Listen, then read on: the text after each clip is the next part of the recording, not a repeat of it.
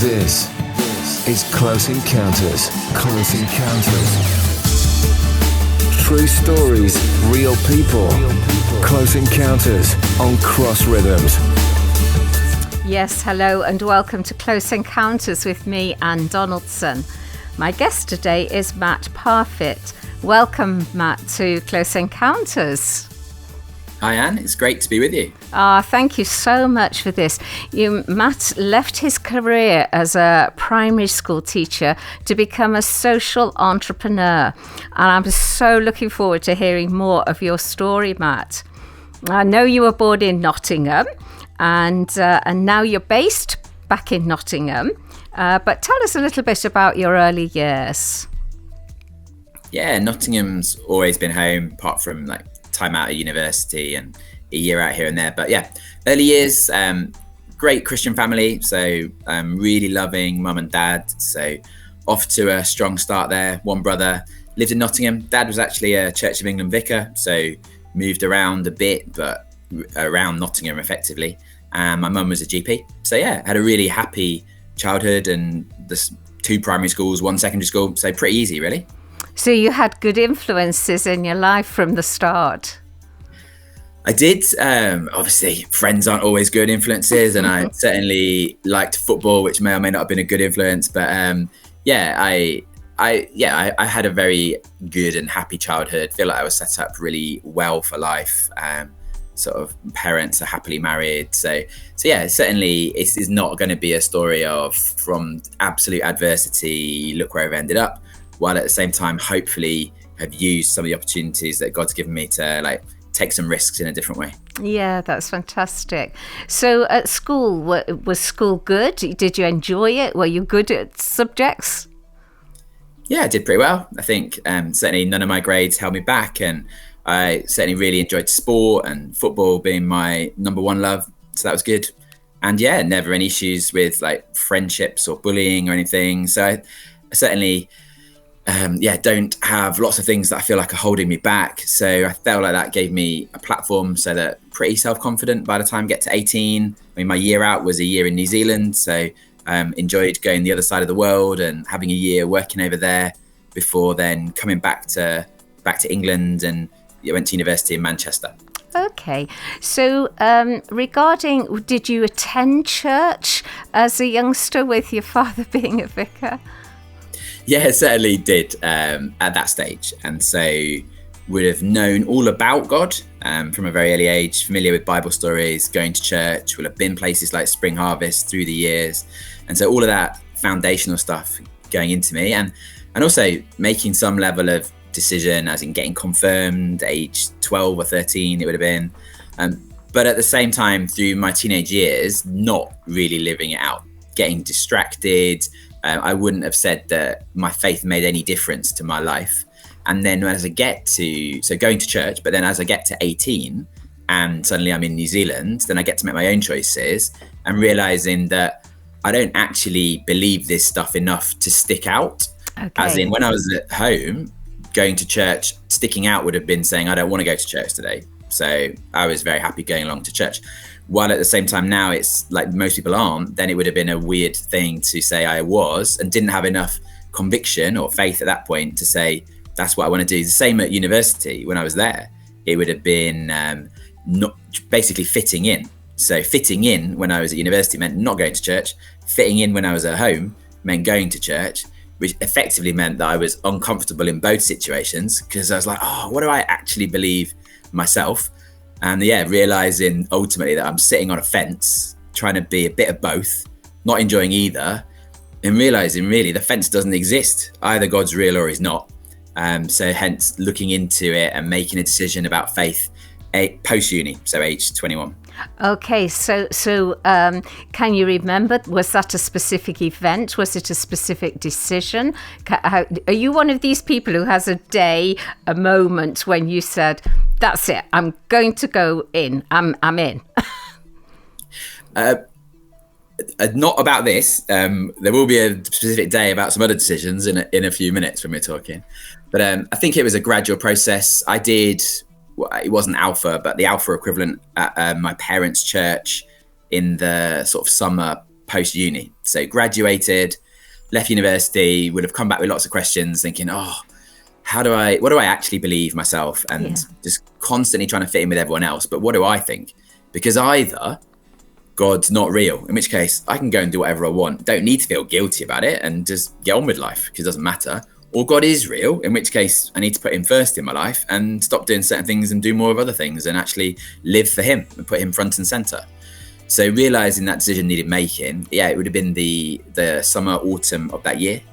There was a girl who became my wife who also was going to this thing. And I was like, she'd been the first Christian that I'd met that actually had a bit about her, had a bit of an edge. We could have a laugh. And I was like, well, if she believes all this stuff, maybe there's a bit more to it. But it wasn't a situation where then we started dating and then I became a Christian. Like, she was brilliant in all of that because she waited until she'd tell you she didn't like me at that point as well. But she did. She did wait until I'd got a faith of my own before we started dating subsequently, and then ended up married. Oh, that's lovely. Matt, I think now would be a really good time to take a break and listen to your first choice of music. Would you like to introduce that for us? Yeah, the first song would be Reckless Love, which is by Corey Asbury. Thank you. You're listening to Close Encounters. I'm Anne Donaldson, and my guest today is Matt Parfitt. Now, Matt, you were talking about meeting this young lady who was to become your wife. Yeah, so Sam, met her in Nottingham. She'd come to Nottingham to study, and it wasn't until I moved away that she realised that she did like me. And then we started dating. So for a year and a half, I was working as an activity instructor. So I was like rock climbing and mountaineering and water sports and different things. So I was in North Wales, so we did the long distance thing. But actually, the plan was always for me to come back to Nottingham to do a PGCE and become a primary school teacher, which I did. But we got married that summer. So by that point, I'm 24, she's 22. She's studying, doing medicine and obviously a long course. And I'm back in Nottingham, so home, but now training to be a primary school teacher. Right. So that would have been 2003. Yes, yeah. So two people with very clear-cut careers ahead of them, or that's what you would think.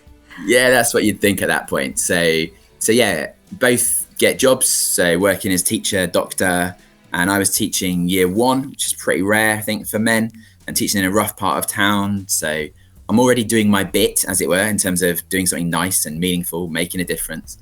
But actually, in terms of things changing, it would be, so 2006, Sam, she'd finished her studies, gets to do a medical elective, and we chose to go to Kenya. She chose to go to Kenya. I was able to go with her. So we went over there, and it was great. I got a term off school, and we were both working for free. So volunteering there, sort of testing the call of like, would God call us overseas to be missionaries? Because as a teacher, doctor, great missionary material. Yeah. We haven't got any children at this point, so that seems like, well, let's test it. Not necessarily thinking it's what we're going to do, but what a great opportunity, and let's go and see a different part of the world. But actually, both of us, we didn't feel called to like go and work overseas. We ended up back in Nottingham, and we're living in a really multicultural part of Nottingham, and sort of doing the world on our doorstep there instead and supporting ourselves. But it was actually at the end of the medical elective that we went to see a New Frontiers church, which was part of the family of churches we were in. And so went to northern Kenya, saw a church there, and it was amazing. And that was the transformational bit, looking back. Oh, tell us what was so amazing about this church. Because what you saw there was in a poor area, there was a church that was punching so far above its weight. They were building a hospital, a police station, schools. They were making a huge difference in the community in an area where you'd think there'd be loads of aid being poured in to support people. Actually, the church was blessing people and pouring money out. And it's like, what is making the difference here? And it was because of business. So the church leader had been a businessman before he'd become a Christian. And then rather than what you'd probably do in this country is take a higher calling of becoming a church leader, and I've got slight tongue in cheek there in case it doesn't come across, then actually it would be, he'd carried on the businesses. So he's leading the church, running the businesses, but employing people from the local community where there wouldn't be a benefit system that we know it, and actually employing people and then making a surplus of profit and then pouring that back into the church and the community, so then it could do famine outreach work. I just thought it was amazing. Wow. And it's like, it was a bit like turning the clock back a couple of 100 years to what might be done in this country with like Cadbury's and others. And so I was on fire for this idea of like, oh, if a church and business could combine, then maybe the church could do more of what it wants to do but can't afford to do. It'd also be able to do discipleship and outreach all day, every day through the working week. So I came back thinking this was a great idea. Went to our church leaders and was sort of saying, yeah, here's some photos of lovely animals we saw on safari. And it's like loads of great photos. But actually the meaningful part was at the end, seeing this church doing business. Do you think we could do that here? And so I'm a teacher, as I said before. And the answer basically is, I don't think it'll work over here. And so, so I live with it and I don't let it go. And it bubbles along under the surface. Yeah. So when it was done graciously, the word no, what did you do? How did you respond? Initially, it was a case of like, okay, and sort of living with it. So this would have been summer of 2006 at this point, but it was a nagging feeling that like someone needs to do something about this. Getting more and more frustrated. There were people that I knew that had come to know Jesus from all kinds of backgrounds. And it's like, yeah, they are a new creation. They've got a new life. Brilliant. But actually, they're still surrounded by their same old friends. The bad influence is still in the same area, still got too much time on their hands, too little money. What they need is a job. And as a primary school teacher, I wasn't able to employ them. And they weren't getting a job. And there are loads of people like us who would be very middle class, wanting to help. We can help you with CV.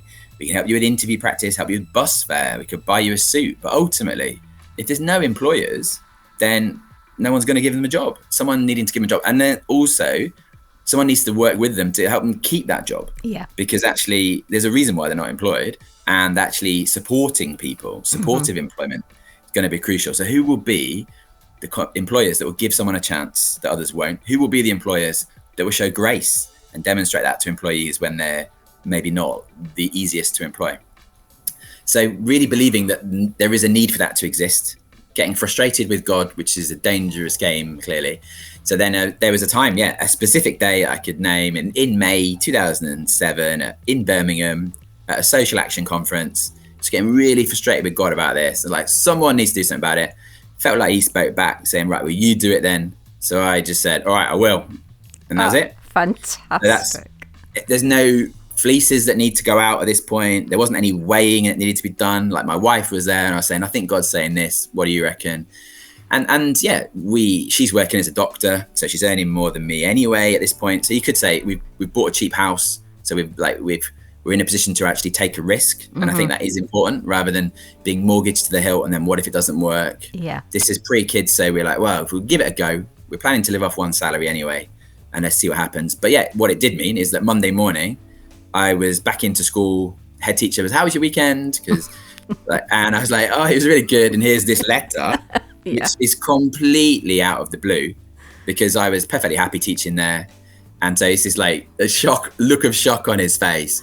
And then it goes to question 1, which was which schools poached you? Yeah. Because there aren't many men doing year 1 and people thought I was all right at it. So it's like, well, who's nicked you and like, where you going? It's like, no, I'm not going to another school. Which is then even more puzzled look of like, well, what are you going to do then? You're a bit early to have had a midlife crisis at this point. You've only been teaching for a few years. And so it's like, what are you going to do? And I said, like, pretty simply, but it might turn out to be fairly profound. It's like, I don't know, but I'm going to be an employer. Wow. And that has been the thread for then the next 17, 18 years, where actually it's about being a godly employer. It's about employing people who've been in prison or have been homeless or have struggled with addiction or are refugees. It's people with major barriers to work, employing them somehow. I'll be honest, it doesn't matter how. So therefore, it was that way around. I'll be an employer. I'll do something to employ people from these groups. Ooh. This is so exciting. Need to take a break for you to introduce your next song choice, please, Matt, and then I can't wait to get back to the rest of the story. Yeah. Well, this one's, Chris Tomlin. So really great song of like God of this city. Now, Matt, we were hearing about you leaving, handing your notice in at school and going to start a business. What was your first business?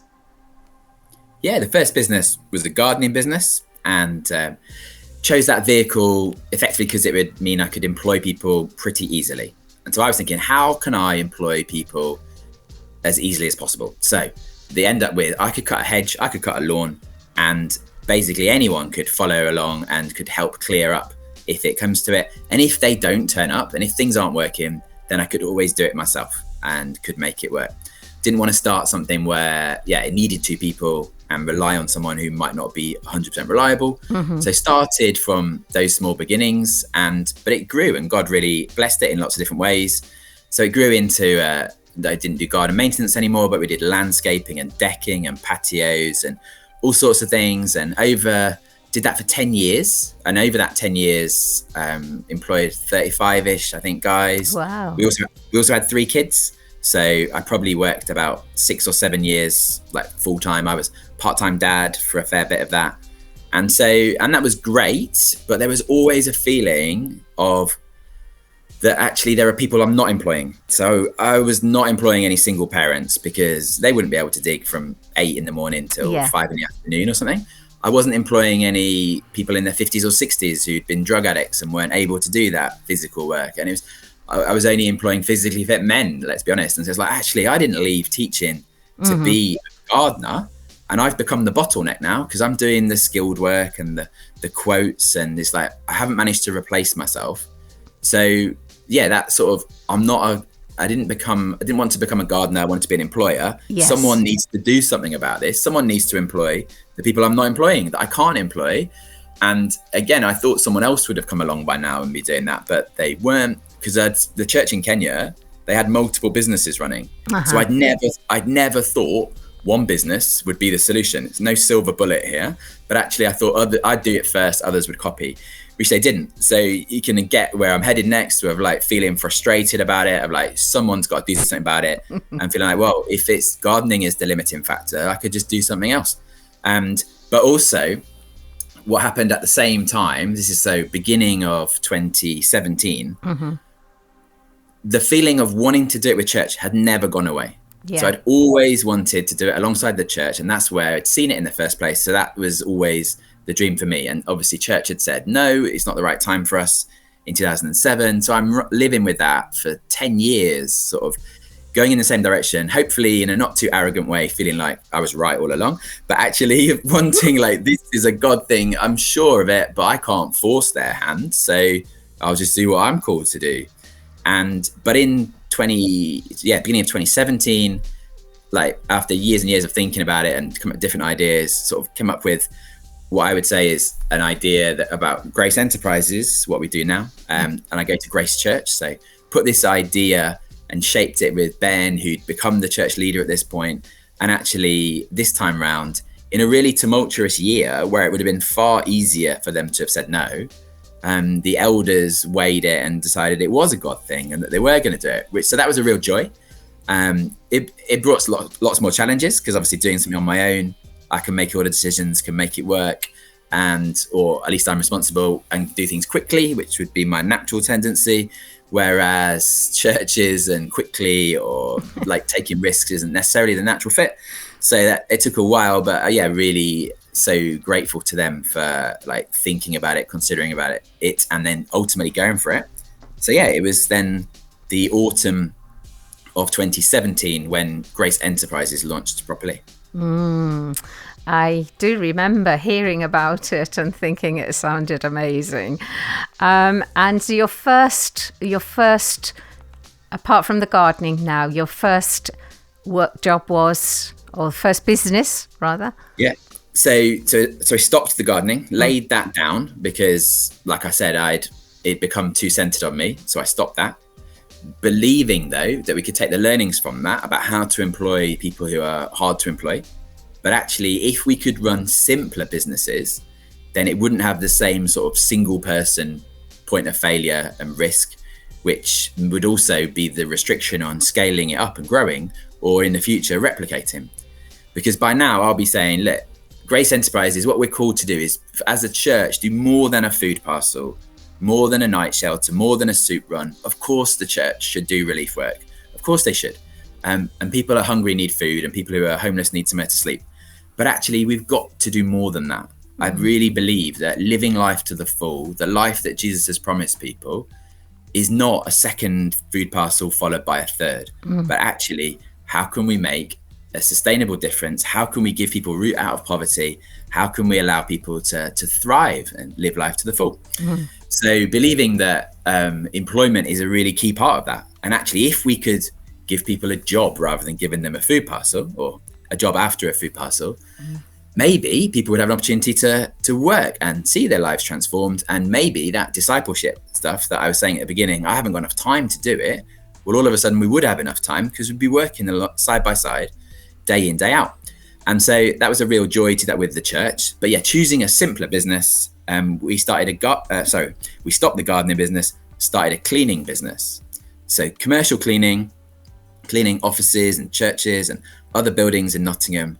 And immediately we could employ more people than I'd ever employed before. We had a team of 6 at the very beginning, and it was far more diverse. I think 3 out of the first 6 were women, 3 were men, and that's changed over time. But actually, that's 3 more than I'd ever employed in the previous 10 years. Yes. So all of a sudden, we could employ different people. And I'd gone from doing and it being centered on me to managing. And actually, it could grow far more quickly and far more easily, because it wasn't me doing the work, but more managing a team. And yeah, so it was a real step of faith. The church backed me, and so they gave me 6 months salary to say, right, we think God's in it, here you are. We're not going to bankroll it forever, but here's 6 months, and here's £4,000. So bought a few Hoovers and went from there. Fantastic. And was it around that time, COVID, or when did you started a second business? Was that before or during or after COVID? Yeah, that was after. So just doing up to COVID would be, so this is Radiant Cleaners. So Psalm 34 verse 5, if people want to look it up, and they'll see why we named it that. But actually it would be, we grew to about 16 cleaners by the beginning of COVID, and we were cleaning on construction sites and offices and employing a whole range of different people. And that was good, but it was only meant to be business 1 of 7. I would have said, well, the vision for Grace Enterprises, 7 different businesses, and could go into prophetic verses for that if it's helpful later, but 7 different businesses, creating life-changing jobs, all different businesses, employing different numbers of people in different things. But actually, the common thread would have been the life-changing part. So the coaching, the mentoring, paying the real living wage, demonstrating grace and compassion, but then running it as a business. That's what we do. And then cleaning is like, yeah, of course we do cleaning, but that's just delivery vehicle number 1. Yeah. I would have anticipated that the second business would have started before COVID, but it didn't. It was starting to be, oh, this is quite difficult. How are we going to grow another thing? And then COVID comes along and we lose 95% of our work overnight. And suddenly it's like, how on earth do we make this work? Because it was already difficult in a low profit margin industry, employing people, other people wouldn't, paying them more, the real living wage, in an industry where that's not the norm, paying sick pay and holiday pay. So, and then saying we'll start another business. So this has been a real faith journey of like holding the tension of, we are going to run 7 different businesses of all different shapes and sizes, but we only had the money to start the first one, which wouldn't make much money. And holding that tension is tricky. I suppose that's faith, but actually believing that's where we're going, while at the same time, even now I could say to you, I don't know what we're going to do next, or where the money will come from, or how we'll do it. And yes, I do believe we'll do it. So yeah, we ran into COVID, really difficult. God came through for us in all kinds of ways. We come out of COVID twice the size, win at the Social Enterprise of the Year awards, lots of different customers, 30 employees-ish by the end of it, and then start our second business, which was Jubilee Events, which is basically a marquee company. You know, I understand why you've chosen the next song. Would you introduce it, Matt, please? Yeah, this one's Waymaker. And as you say, it's like we have been so reliant on God step by step by step, and him making a way. Thank you. Welcome back to Close Encounters on Cross Rhythms with me, Anne Donaldson, and my guest today is Matt Parfitt. Now, Matt, you were talking about a marquee company. Why a marquee company? Yeah, why a marquee company? Great question. So for us, it was about, does it employ different people? That's the reason. Otherwise, it could be just concentrate on the cleaning company, grow that. But actually, the founding vision would be number one reason, like 7 different businesses, feeling like that's what God has called us to do. Yeah. So that's the reason for doing it. But also then practically why a marquee company? There was a landowner we got to know near Nottingham who had some space, who really loved what we did and said, oh, well, if I can be of any help, then I'd love to help, which is always a dangerous thing to say to me because I will take people on. And we had someone in our team who had some events experience, and we were looking at the business case for loads of different ideas. But actually this mixture of the timing, the talent in terms of Roger at this point, and also the treasure. So someone being prepared to finance it. So someone came along and said, oh, basically, I like what you do. And I know you've got other ideas, I'll back you. And so that made it a possibility that we could do it. But really for us, it would be creating a different business, creates different jobs for different people. Yes. You can imagine the people we've got putting up a marquee before someone's wedding are working as a team. Well, that's immediately quite different to a lot of the cleaning work, which is often individual. Yes. Outside, which is very different to cleaning inside someone's office. Like in the middle of nowhere, which means we could employ some people who you might not want in your office or building, to be quite honest, but actually gives us the opportunity to employ different people or people whose English isn't necessarily great, but there's plenty of sign language when it comes to, we've got 200 chairs to move, or that post needs to go a little bit to the left or to the right. You can get away with it as sort of 3 or 4 people working together in a way that you wouldn't with a long list of instructions. So for us, it was, it creates different jobs. So it's almost, why wouldn't we start a marquee company? But for us, a gap in the market, able to make it work, people, and that's what we did. Fantastic. And you were saying earlier on that your wife, Sam, was working as a doctor and supporting initially with the gardening business. Where was Sam? Was she still being doctor? No, and I probably should have said that earlier. So 2017 was a really tumultuous year for us as well, where Sam actually stopped working as a doctor. And both of us, in terms of giving up careers, would say it's a real God thing. Yeah. But actually 2 sides of that coin. So for me, it was like, I felt like God called me into something else. God's calling me to do this. I was so excited. I've never thought I wish I was still teaching, because actually I feel like I'm running the race that God's called me to do. But Sam's was more of a story of obedience, really. Like she wanted to make it work as a GP. And there were lots of things that were sort of conspiring against her by this point, but actually feeling like God was calling her out of it. And that was a really difficult time, a really difficult thing, because like years and years of work and training to get to a certain point, but actually, and then feeling like God's calling her out of something, but not necessarily what she's going into. So for us, it was a real, and for her, a real step of obedience to stop. What she has ended up doing, and is, so she's part of the team running Grace Enterprises. She brings all of her talents and all of her skills and empathy and understanding to basically be the holistic side of what we do.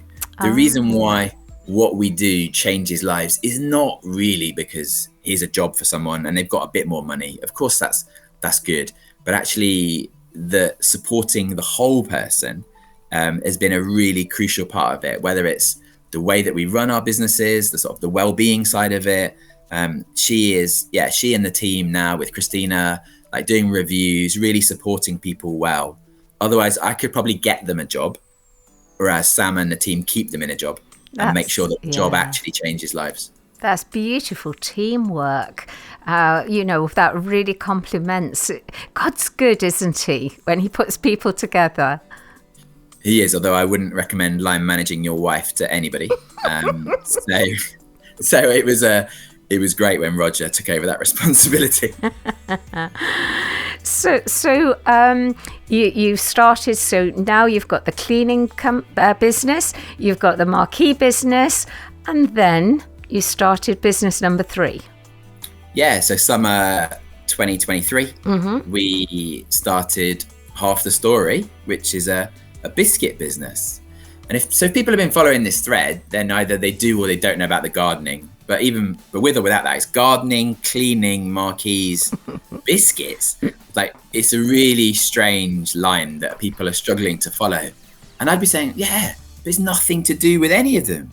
Like, it's not about, we do say on the back of our biscuits, it says it's not about the biscuit. Like, it's really not. It's about life-changing jobs. So it's about the people we employ who've been homeless or in prison or struggle with addiction, and they're in the biscuit business. They are making biscuits, but that's just the vehicle. It really is not about biscuits. They do taste great, but that's only half the story. Like, the reason why the big companies work with us, the reason why we are working with some huge companies around the country, check the website to see some really impressive logos, is not because we make better biscuits than someone else, although we do, but that's the nice to have. It's not because they're wrapped in like eco-friendly wrapping, which we will, or it's branded a bit differently and a bit more interestingly than most, which it is, but that's still not the reason. The reason is because we create life-changing jobs. And the joy has been to create completely different jobs again, because again, if it's like the people who are cleaning for us, imagine that person is different from the person who's putting a marquee up in a team, are different to the people who are working in our bakery, where we've got our own place and people working together in a team, indoors, daytime. It just works. And for some people, it's that relationship building, the community side of it, whether they are actually baking and rolling and mixing biscuits, or whether they are packing the boxes and making it work in the sort of little warehouse effectively. So it's really exciting. And also that's the one that's got much more potential to scale and replicate. So we've gone from sort of trying to, with the cleaning, it's like, let's just show it can be done. Whereas now it's more of a, how could we pioneer something that then could be scaled and replicated around the country, that we could encourage others to see the possible benefits of supportive employment, that in different churches or in different communities, wouldn't it be great if we could employ 10 people here and 10 people there? Yeah. And not everyone needs to constantly be reinventing the wheel, because there's some scary bits of running a business. To some people might be, how are you going to win the customers? And what about websites and PAYE and VAT and every other acronym you can come up with? But actually, we could do all of that. Here's a model that works. Here we've got some big orders. We can't bake them all in Nottingham. Do we A, get a bigger bakery in Nottingham, or do we B, try and spread it around the country? And we're going to have a go at B, because we're doing it in partnership with Green Pastures, so national homeless charity, and they're around, obviously national, they're around the country. How can we do it in a way that replicates around the country? Because that'd be exciting, because I've always said we're going to do businesses in Nottingham and then the UK and then beyond, and we're going to do 7 businesses. So that's quite a lot to do. So it needs other people. It's certainly not about me or about us, but more, could we inspire others? So that's what we're hoping happens next. Oh, that's amazing. Now, you referred to your website. So could you give us the details so that people who are listening can look at your website? Of course. I mean, each business has its own website, but probably the best place to go, central point, would be graceenterprises.co.uk. And you'd be able to have a look around there at what we do in terms of the number of people we employ, the backgrounds they've come from, some inspiring stories of lives transformed, but also you'd be able to get to each of the individual businesses. So whether you're interested in us cleaning your premises, or you've got a wedding coming up, or know someone that does, or whether you want to buy great tasting biscuits that change lives, you'd be able to get to all of those from that one place. That's fantastic. Thank you, Matt. And so can you share with us some stories of lives transformed? Absolutely. The joy of this is that there are so many. So stop me when you've heard enough. Okay. But I mean, someone who works for us, who's worked in a couple of our businesses, would be Anthony, and he's on one of the videos on our website. So it's a pretty amazing example of someone who has been in addiction from the age of like 11 or 12, has ended up spending quite a lot of time in prison, has had bit at a time homeless and struggled with, like I said, addiction, lots of different issues catching up with him, and just really struggling, has lost his children, broken marriages. But in rehab came, like, Jesus, he would say Jesus came for him. But so his life is transformed. So we're not claiming that, and then he became part of Grace Church and started volunteering and like found community. But he was sort of stuck at this level but needed to have something more to do. And so we were able to give him a job, I think 3.5 years ago now. And to see him transformed by that, it's a mixture of the church and the support. It's a mixture of him having a job and what that means, having a mentor who's also from the church, it's all sort of wrapped up for him, is how he would see it. And actually being really gracious employers, because it's not been easy. So he has relapsed during that time, but rather than cutting him loose and saying that's not acceptable, we've said that's not acceptable and we're going to stand with you through it. And actually demonstrating grace and compassion, but in business, which aren't necessarily words that normally go together, then actually we are able to, he couldn't believe it when we didn't sack him. And you can imagine how loyal he is now, and how actually he's such a great ambassador for us. He goes to some trustee meetings as a employee representative. He's a wonderful example. Our bakery manager, Katerina, came over from the Ukraine and was like displaced because of the war, and then struggling to get a job because she seems overqualified over here because she's in sort of an architecture student, can't get a job, but then struggling with her mental health as a result of not getting a job, which then becomes worse because she can't get a job, and you can see a downward spiral. But she would say that the biscuit business in this case really broke that for her. We were able to give her a pretty straightforward job in the bakery, and that was great. She had a bit of money, a bit of stability, good for her mental health, with working with others. She's now our bakery manager. She's running the place. Like, she's brilliant. So being able to promote people and actually call out the greatness in people, and actually it's just a joy to see people thrive. We've got loads more if we have time. Oh, yes. We can manage another one at least. Oh, someone who is our very first cleaner, and she came to Grace Church for a food parcel. She came along because it's where the food bank was. So she'd been referred. So she came for a food parcel, comes through the doors, obviously gets a food parcel, but also finds community and finds friendship and meaningful relationships and starts to become part of that community. But she knows she needs a job, and she'd brought this scrumpled up CV of sorts with her and had heard that she might be able to get a job at this place as well.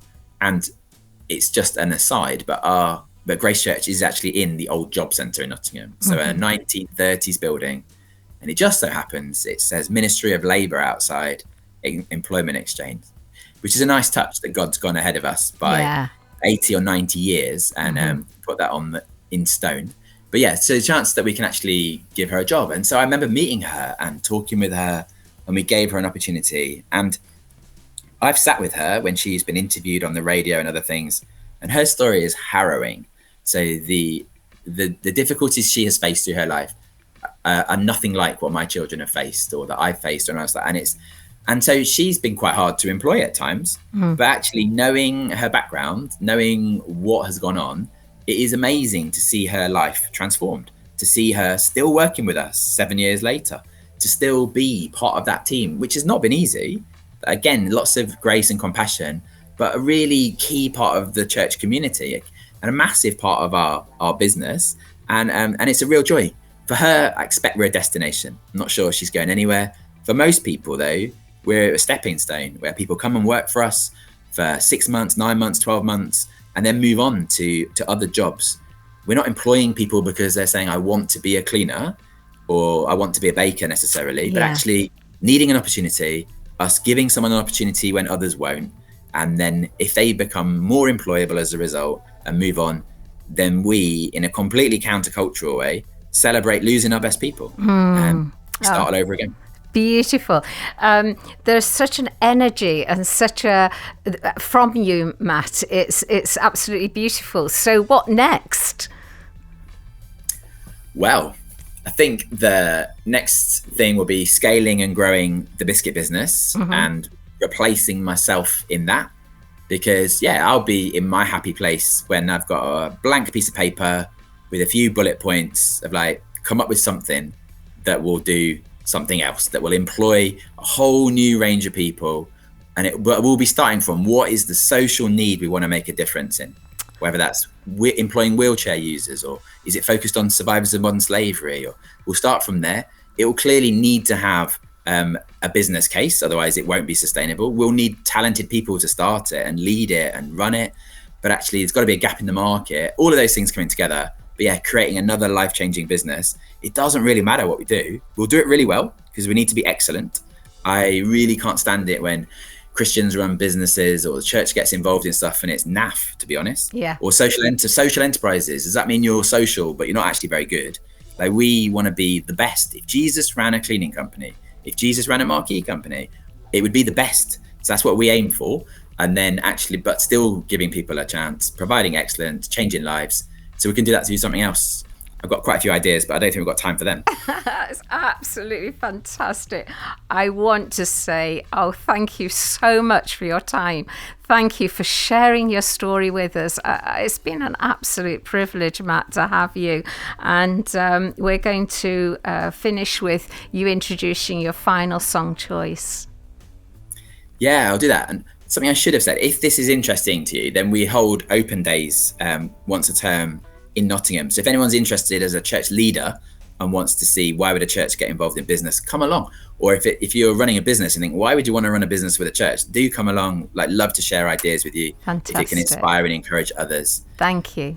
But last song being like Build My Life, and just really crucial, like where keeping our identity in the right place and knowing that it is not us that is doing great stuff, but actually it's a great God using ordinary people to do some pretty cool stuff. Close Encounters on Cross Rhythms. True stories, real people.